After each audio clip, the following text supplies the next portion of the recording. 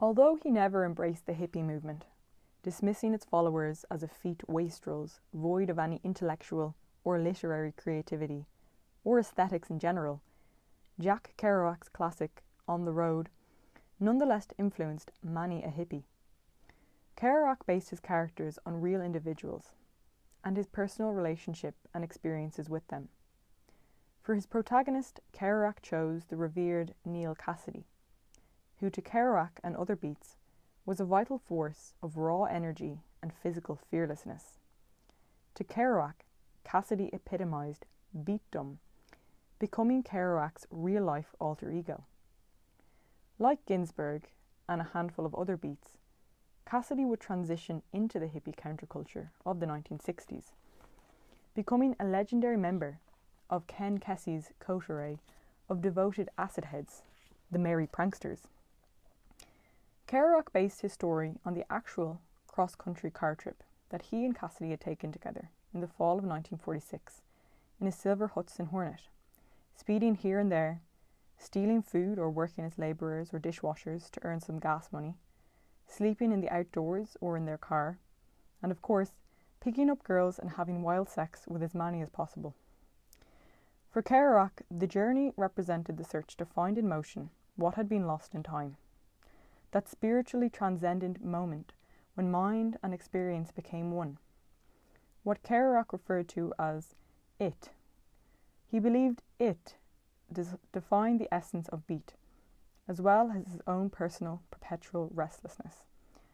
Only by physically moving, searching and indulging in every real human experience could that amorphous but all-important it be found and celebrated and enveloped. For Kerouac and his fellow beats, as it would be for most 1960s hippies, finding it also required one to disassociate themselves completely from white middle-class hegemonic culture and its attendant acquisitive values, oppressive ethics, and rational analysis, its grand expectations and phony aspirations. It could only be found by living in the impulsive moment of immediacy, by engaging in ethereal flights of, quote, fancy, sensuality, and community, unquote. Perhaps most important to both beats and hippies, their respective collective its could only be discovered by a devotion to authentic experience at all times in one's life. For a variety of personal and professional reasons, it took Kerouac 6 years to get his work published, which Viking Press finally agreed to do in the fall of 1957. Much to Kerouac's and his Beats compatriots' delight, mainstream literary critics and reviewers, such as Gilbert Milstein of the New York Times, proclaimed On the Road, quote, an authentic work of art, unquote, and, quote, the most beautifully executed, clearest, and most important utterance yet made by the generation Kerouac himself named years ago as beat, unquote. Milstein was so impressed by On the Road that he believed it to be in the same league as Hemingway's The Sun Also Rises, which he believed was the definitive work of the lost generation, and was certain that, quote, On the Road will come to be known as that of the beat generation, unquote. Soon after Milstein's rave review, On the Road climbed onto the bestseller list, where it stayed for 5 weeks, peaking at number 11. Within 2 weeks of publication, it went into second printing, and by year's end, 500,000 copies had been sold.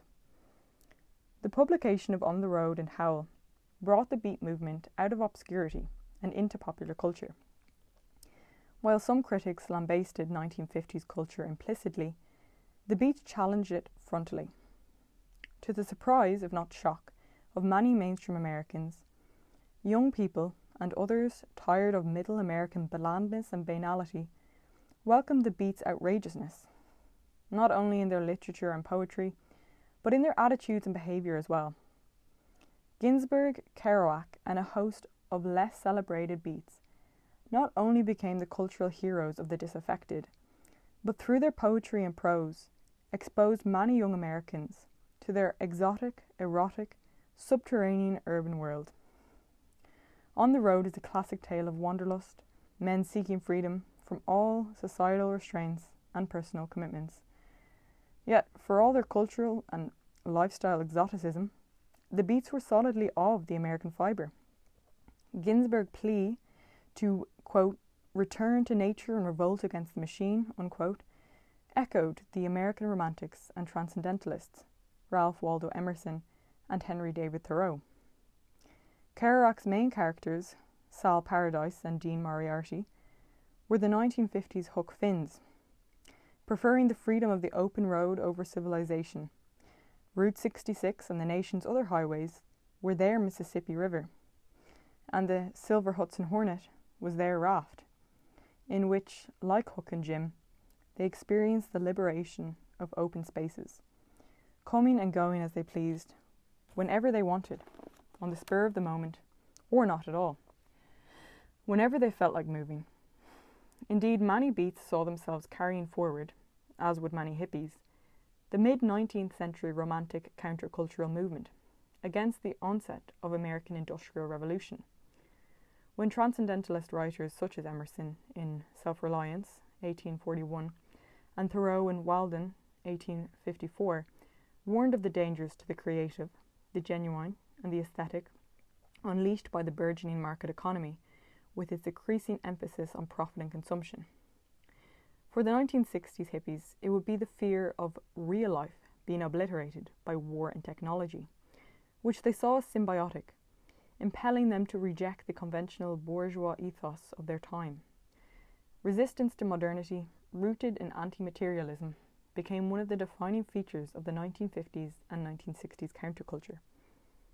The Beats were apolitical and fatalistic, as a result of living with the prospect of nuclear holocaust. They believed the American political system had become so corrupt and controlled by corporations that it was beyond any sort of redemption, and thus participation in campaigns or crusades to try and, quote, return power to the people, unquote, was delusional and thus futile. The Beats instead focused their energies on promoting and living a creative and aesthetic life. Instead of security, respectability, and careerism, the Beats searched for ecstasy, mystical experience, sexual release, and emotional honesty. Such notions were clearly unpopular in 1950s Cold War America, a time of profound individual powerlessness. Personal responsibility was rationalized in the interests of corporate growth, and Americans became imprisoned in the new fetish of togetherness, teamwork, groupthink, and adjustment. In the Beat frame of reference, such homogenization and conformity obliterated the ideas of individuality and the autonomy of private conscience.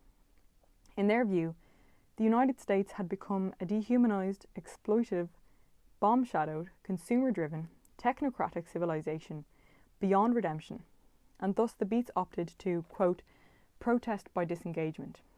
That is, they did not fight the mainstream social order, but ignored it. It was the early manifestation of dropping out, unquote. This would also be the hippie perception of the late 1960s American culture, society, and politics, and their response would also be one of complete detachment. The word beat, originally derived from circus and carnival argot, to describe the hard luck, dissipated lives of nomadic carnies and their big tent compatriots. In the hipster drug world of 1940s and 1950s, beat meant robbed or cheated in a drug deal. Whether it was loss of money or being sold bad dope, all reflected a beat deal.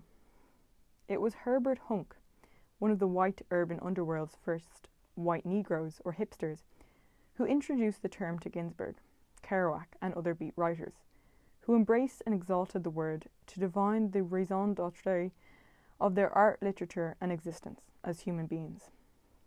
Ironically, Hunk never intended the word to be elevating, but the opposite. Quote, I mean beaten, the world against me, unquote. But Kerouac believed Hunk's definition perfectly described the generation's feelings of discontent and estrangement from post-war Americans' acquisitive, materialistic mass culture.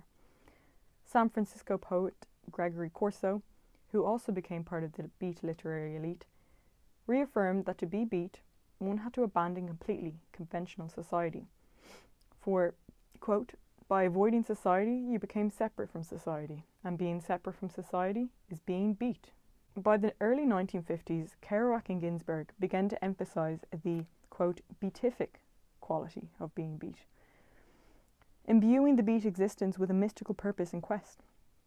Quote, the point of being beat is that you get beat down to a certain nakedness, where you're actually able to see the world in a visionary way, unquote, wrote Ginsberg.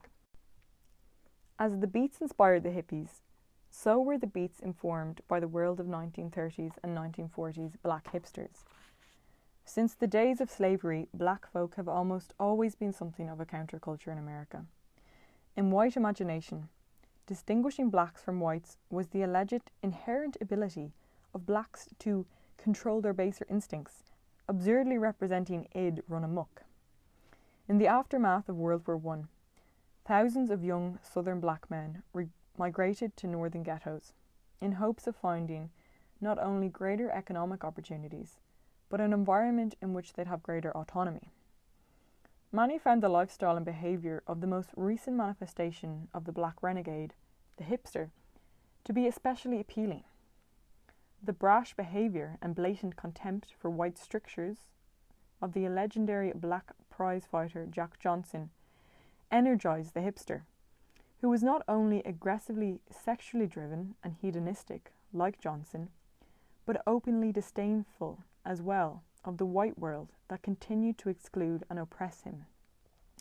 The hipsters insulated their world from white comprehension with the invention on Harlem street corners of jive, an action language honed from its origins in the verbal art known as the dozens. Some jive words that became part of the hip lexicon were cat, solid, cool, chick, square, groove, high, lay on, hip, fruit, the man, and kicks. Au fait, the jive word for white, meant foe in pig Latin. Favourite hipster attire was the zoot suit, an outfit consisting of long loose coats with padded shoulders, ballooned pants pegged at the ankles, and a wide-brimmed hat. A watch and chain and ducktail haircut completed the costume. It was a look, as hip garb would always be, to call attention to the individual, while defying and outraging conventional taste. The hipsters' favourite pastimes were listening to jazz music, smoking marijuana, and having sex, the most satisfying high of indulgences. 1960s hippies used all the same slang as their beat and black hipster predecessors, adding somewhat new idioms such as groovy and far out to the lexicon. Beat and hippie slang combined and transformed the vocabulary of many subterranean worlds. Both incorporated into their vernacular, conversation, and written explications the argots of jazz and rock and roll musicians, drug users, carnival and circus workers, homosexuals, hipsters, and African Americans. Inside language creates community and belongingness to the isolated and disaffected, while barring others from the clique. Both the hippies and their countercultural predecessors created a language and vocabulary of radical transgression, lingo and words that reflected their suspicion and hostility towards the status quo. 60s counterculturists especially liked inflammatory words and expressions, such as revolution, which probably became one of the most worn bromides of the decade, for there appeared to be a revolution occurring every moment in some facet of 1960s life. There was a sexual revolution, a revolution in rock music, in filmmaking, the clothing industry, and in fiction writing. As Todd Gitlin recalled, the word became a, quote, supreme talisman, unquote. Corporations, ironically, create their own special lingo, as do today's techno geeks and computer nerds, which many baby boomers often find as incomprehensible as their parents found the hip vocabulary during the 1950s and 1960s. Hip language became cliché by the early 70s, as hundreds of words and expressions previously considered countercultural became part of everyday, normal American parlance. But in its formative years, hip language came to define and express the countercultural underground world of both the beats and the hippies. Both beat and hippie appropriation of black hipster vernacular and lifestyle reflected neither group's understanding of the historical factors that produced this particular manifestation of black expressions of resistance to or rejection of white hegemonic culture. Few beats and even fewer hippies had any interest in the civil rights movement, or even as much of a desire to understand that much of what they admired and embraced as the quintessential countercultural life was born of deep seething rage after decades of insult, degradation and oppression. In effect, both the beats and the hippies selected those specific aspects of black deviance that they believed best described their similar feelings of alienation from mainstream white American society. Perhaps the best example of this reality was the phenomenal popularity of rock and roll music among the new white teenage generation that came of age during the late 1950s.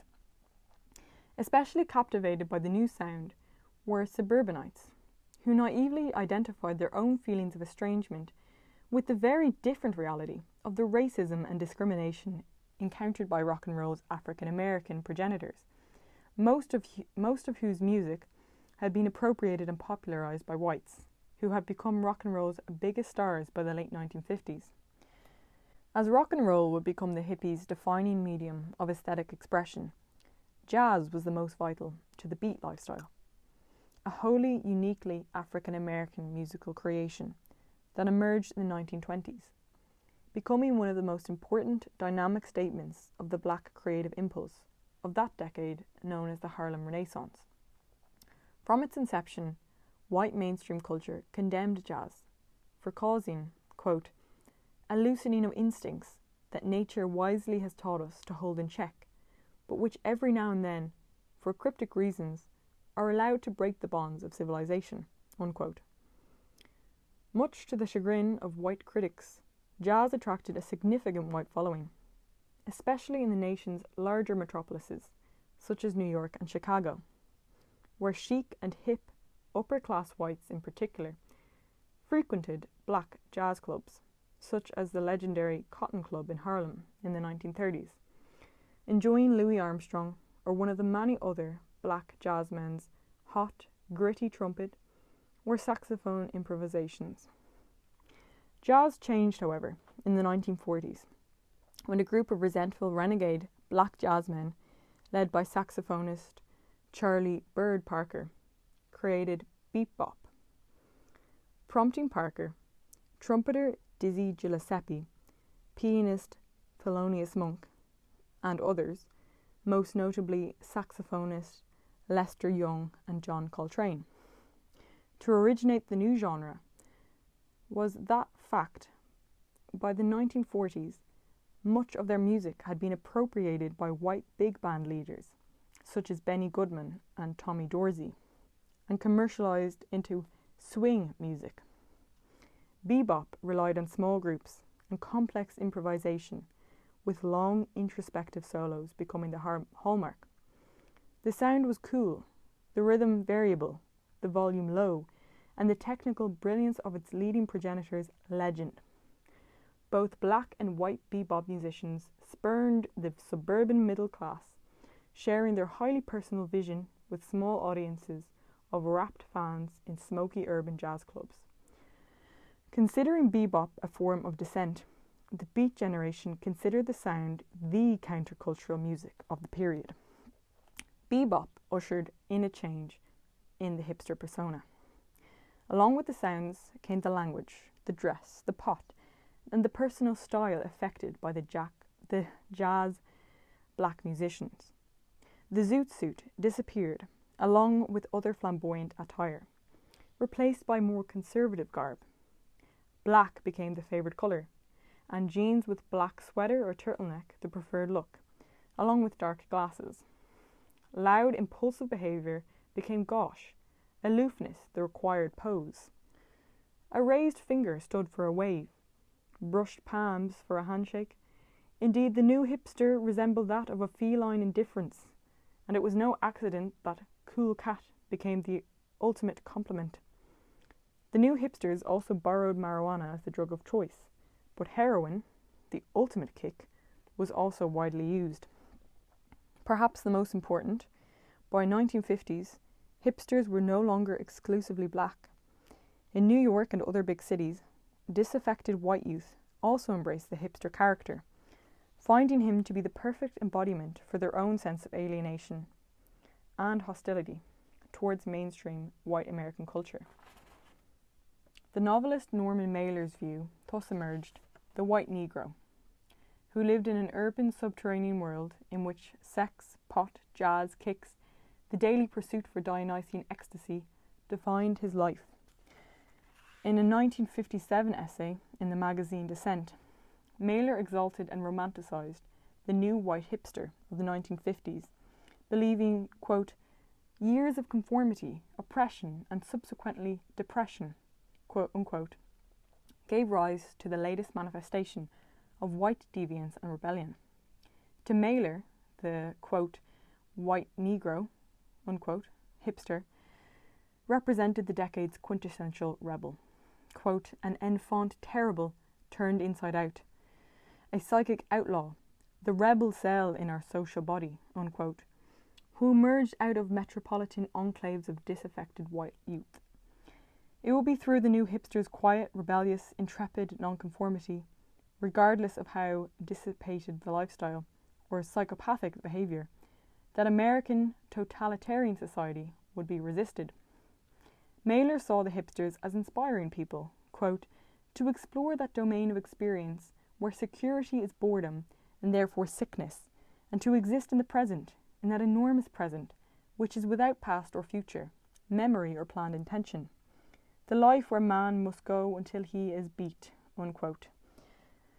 This new breed of hipster represented a ménage de trois of the bohemian, the white juvenile delinquent, and the Negro.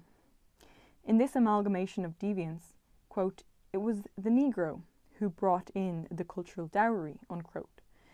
Because for decades African Americans, especially males, had lived with, quote, the prospect of violence, perpetual oppression, and constant humility, unquote, creating the belief in many black urban males that, quote, life was war, nothing but a war, unquote. The result was the emergence of an individual who, quote, for survival kept the art of the primitive, unquote, who lived in the present for, quote, his Saturday night kicks, relinquishing the pleasures of the mind for the more obligatory pleasures of the body, unquote. Uniting all three was marijuana use, the hip vernacular, and bebop jazz, which gave expression to, quote, abstract states of feeling, which all could share, unquote. The working philosophy of American subworlds. As rock and roll would define the quintessence of 1960s hippie, creating for many a euphoric and even an orgasmic experience, bebop jazz had penetrated knife-like into the soul of both white and black hipsters, giving voice to the character and quality of their existence, rage, infinite variations of joy, lust, languor, growl, pinch, cramp, scream, and a despair of orgasm. For jazz is orgasm. It is the music of orgasm, good orgasm and bad, unquote. In short, the new hipster had absorbed the existential synapses of the Negro, and for practical purposes would be considered a white Negro. At the time of his essay, Mailer believed that there were no more than 100,000 men and women who consciously see themselves as hipsters. Despite their small numbers, Mailer was happy, or was certain, that they represented the elite cadre of rebels, who over time would increase in both stature and quantity, as more and more adolescents embraced the hipsters' intense view of existence and their desire to rebel. Mailer's forecasts proved accurate. By the late 1960s, millions of alienated white youth had adopted, in varying degrees, and some completely, yet another manifestation of hip, or white Negro, persona, the hippie, who in many ways represented perhaps the crescendo as well as the metamorphosis on a grand panoramic scale, the nation's countercultural tradition. By the early 1950s, San Francisco had developed a bohemian and literary scene that paralleled the New York mood in its advocacy of the spontaneous, the primitive, and the outlaw. However, East Coast avant-garde intellectuals and writers dismissed their Bay Area counterparts as an eccentric collection of misfits and dilettantes, not able to make it in the real literary province of New York. Despite such disparagement, many of the decade's most preeminent beat writers and poets found the city by the bay a mecca for a host of personal, professional, aesthetic, or academic reasons, and will continue to do so for several more decades. Quote, "In the spiritual and political loneliness of America in the 50s, you'd hitch a ride 1,000 miles to meet a friend," unquote, wrote the poet Gary Cinder. Quote, "Whatever lives needs a habitat, a proper culture of warmth and moisture to grow. West Coast of those days, San Francisco was the only city, and of San Francisco, North Beach," unquote. Just as Howl and On the Road became literary focal points, North Beach became San Francisco Renaissance geographic center, and California in general, and San Francisco in particular, were fast becoming havens for the nation's bohemians.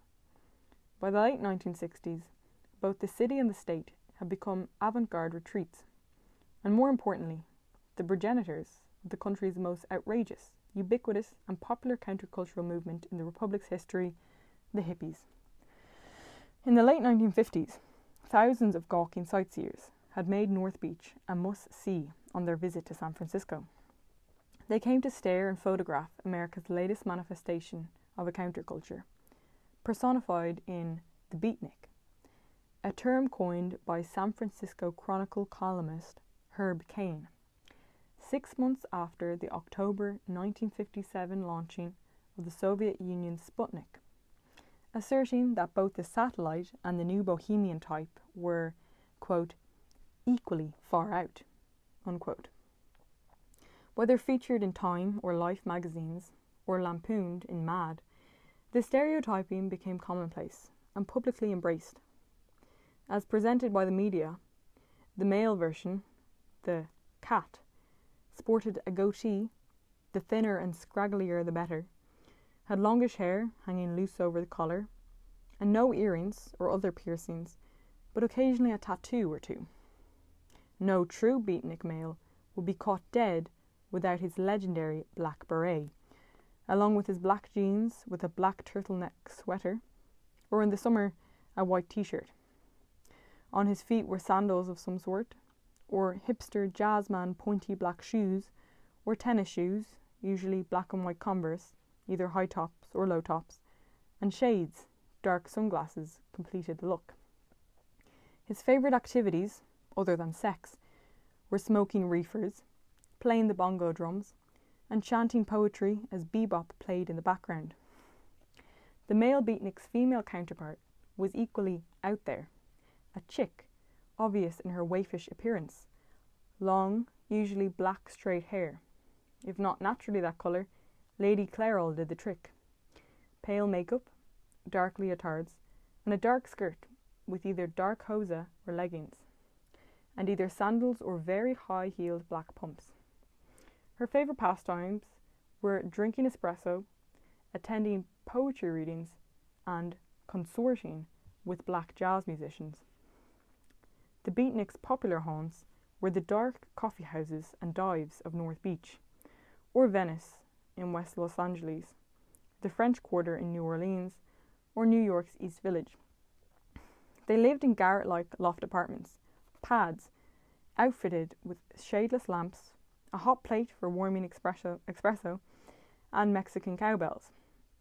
They furnished their pads with bare mattresses, cheap prints, and dime store cushions, phonographs on which bebop jazz records played non-stop. They appeared to function in a perpetual drug-induced haze with prolonged periods of languor, interrupted by wild manic euphoria. Most Americans would come to see hippies in a similar stereotypical light in the 1960s. In the public mind and mainstream press, by the late 1950s, Ginsberg, Kerouac, and their compatriots had all become beatniks. Through various magazines such as Time, Life and Look, the Beats were portrayed as not only anti-social deviants, but as potentially subversive and anti-American as well. Life magazine summed up the Beats as, quote, talkers, loafers, passive little con men, lonely eccentrics, mom haters, cop haters, exhibitionists with abused smiles, painters who cannot paint, and dancers with unfortunate malfunction of the fetlocks, unquote. Even leftist critics who usually supported assaults on the 1950s status quo dismissed the Beats as nothing more than, quote, naughty children, whose alleged literature was not to be taken seriously and certainly not exalted, because it was shrill, crude and confessional. Writing in such journals as the Partisan Review and The Nation, they condemned the Beats for their anti-intellectualism, primitivism, and affectless manner of not caring about society and its problems. Such criticism of Beat arts and letters led Kenneth Roxroth to conclude that, quote, the Beat generation may once have been human beings. Today we are simply comical bogies conjured up by the loose publications, unquote. Moreover, corporate America was fast realizing the commercial potential of the accelerating youth market, and thus both business and the mainstream media were assiduously transforming Beat lives and their work into commodities on which they could profit. Indeed, late 1950s media moguls and their corporate sponsors saw great financial gain to be made by promoting a lifestyle that threatened the era's domestic tranquility, a la Ozzie and Harriet. By the late 1960s, American corporate capitalism had become even more adept at reshaping, co-opting, and filtering the counterculture through the broader streams of business civilization. Lessons learned from their 1950s counterparts, who shrewdly absorbed the Beat Dionysus into the dominant culture. The Beatniks became the dominant embodiment of classic bohemianism, filled with a growing sense of restlessness and a rebelliousness that represented a sweeping rejection of everything about 1950s America, from TV dinners to Disneyland and the organization man. The same sense of alienation from mass culture, the quest for individual freedom from conformity, and the passionate search for self-expression and identity through the creative arts and literature that drove earlier American counterculturists, generated the same inevitable response in the 1950s in the emergence of the Beat generation. Similar impulses would also inform and energize the 1960s hippie in their quest for self-discovery and the holistic, anti-materialistic and authentic lifestyle. For all their admonishments for the people of their generation to revolt against the status quo by becoming Beat, the Beats' exhortations fell largely on deaf ears, because their lifestyle was neither accessible nor hopeful. To the Beats, art was life, but life could never be art. By contrast, the hippies' aesthetic platform for change was optimistic, egalitarian, and community-driven, and thus they attracted a much wider, larger, and more committed seeker, at least initially. Nonetheless, the Beats became for the hippies, and for many other 1960s rebels, quote, the cultural signifiers for the promise of personal freedom. Different as they were from each other, they stood collectively as a wild, alternative vision to the soul-deadening track of conformity. Their vision resonates deep in the American soul and the American past, unquote. They offered the hippies a bold, forthright template for revolt and uncensored self-expression.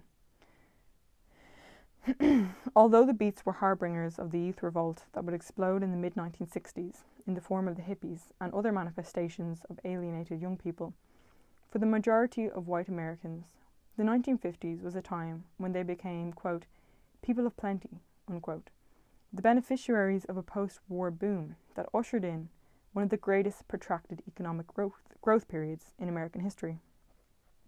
Indeed, for many white Americans still alive, and now in their 70s and 80s, few decades in the 20th century evoke greater nostalgia than the 50s. Even among those Americans born in the post-50 years, there lingers an image of the country and the majority of its citizens awash in innocence, tranquility, stability, and prosperity. A general feeling predominated that all was once again right in the United States. The Depression and war years were finally behind Americans, and from the 1950s forward, for the majority of the white middle-class Americans, that decade represented a period of financial security with unprecedented bounty an unbounded possibility. The luxury of material comforts was not only affordable, but the lure of the novelty made them irresistible. Thus, the 1950s became, above all, years of unimaginable consumption of goods, spawning a middle-class ethos driven and defined by material acquisition, and the preservation of security, stability, and prosperity as paramount to personal and collective happiness and fulfillment in America. 1950s Americans' concern for respectability, need for security, and wholehearted acceptance and promotion of the post-war capitalist system not only reflected their unflinching belief that a robust American economy was the best bulwark against the communist threat, but also the necessary prerequisites for participation in the reward structure of an increasingly affluent society. Conformism thus replaced individuality as the main ingredient for success.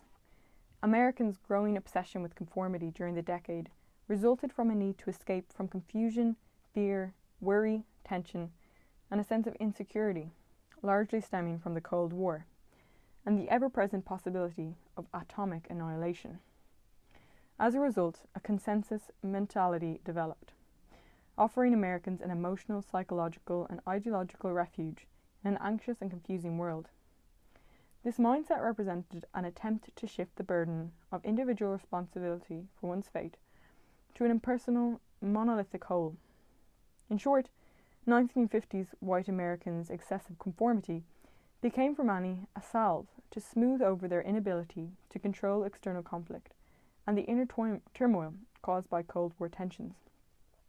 These new standards of thought and behaviour extended to all facets of American life during the 50s, whether in the form of tract-built, identical, tidy little box-like ranch houses on uniform 50-foot plots bulldozed to complete flatness, or planning in the form of Levitt towns or the silencing of political dissidents. Creativity meant do-it-yourself painting by numbers. One created great artistic masterpieces by following directions. Occupying the Oval Office during these supposed halcyon years was an individual who personified this new ethos, whose great appeal was that he represented a politics of consensus, classlessness, and conformism. General Dwight David Eisenhower. 1950s prosperity and white middle-class affluence resulted from a coalescence of several factors that crested in the middle of the decade. These included middle-class purchasing power, the result of wage and salary increases, particularly for blue-collar workers, the insatiable demand for consumer goods among the expanding middle class, and the creation of new industries, especially in electronics, chemicals, plastics, aerospace, and aeronautics, many of which emerged because of the Cold War. All generated thousands of job opportunities. Adding to those factors was unprecedented population growth, the baby boom, urban-suburban expansion, technological innovation that led to a more productive and efficient workforce, producing more goods at cheaper prices, and a Cold War containment policy that emphasized foreign aid, which in turn provided numerous foreign markets for American exports. Despite 3 mild recessions, large sectors of poverty, and uneven income distribution, 1950s prosperity was real and widespread. If few became rich, the great majority lived more materially comfortably and secure than at any time in American history, and had more leisure time to enjoy the fruits of their labour.